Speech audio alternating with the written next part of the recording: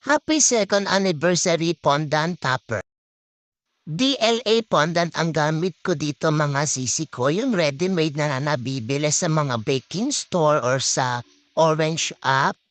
Then yung sa word letter stamp lang ginamit ko dyan mga sisi ko.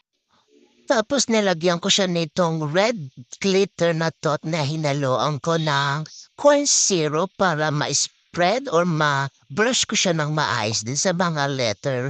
Eto nga pala yung gamit kong brush, yung sobrang liit lang mga sisi ko. Kung gusto niyo pala ng link kung saan ko nabili itong mga ito, ilalagay ko na lang sa comment section ha. Mura lang naman itong mga pinagbibili kong ito mga sisi ko, kaya sure na hindi sasakit ang mga bulsa niyo. So ayun lang naman na i-share ko lang. Ganda 'di ba? Bye-bye!